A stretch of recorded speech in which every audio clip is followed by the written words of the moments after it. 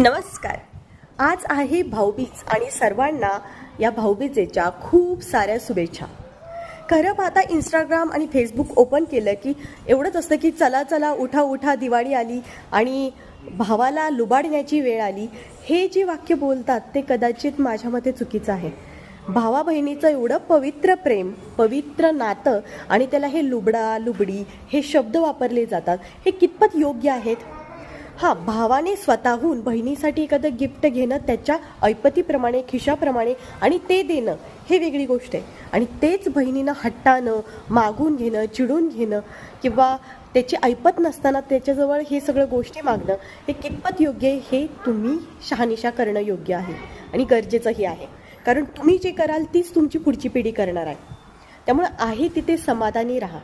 कदाचित भावाचा खिसा फाटका असू शकतो किंवा भाऊ करोडपती असू शकतो, काही सांगता येत नाही. हा सर्वस्वी तुमचा निर्णय आहे. माझं मत मांडणं हे खूप महत्त्वाचं आहे, कारण मी अशा भावांसाठी बोलते की ज्यांची परिस्थिती नाही आहे, परंतु ह्या अट्टाहासासाठी, बहिणींच्या सगळ्या गोष्टींसाठी त्यांना खिशातून नसतानाही एखादी गोष्ट एफोर्ड करावी लागते किंवा घ्यावी लागते, द्यावी लागते. बरोबर आहे, वर्षातून एकदा सण येतो आणि हक्क आहे, पण त्या हक्काचा अवाजवी वापर करू नये अशी माझी कळकळीची विनंती प्रत्येक बहिणीला आहे. कारण भावा बहिणीचं प्रेम अतिशय सुरेख सुंदर आहे आणि त्याचं अशी अवहेलना करणं किंवा लुबाडणं हे कितपत योग्य आहे आणि कितपत करणं योग्य आहे हे तुम्ही ठरवायचं.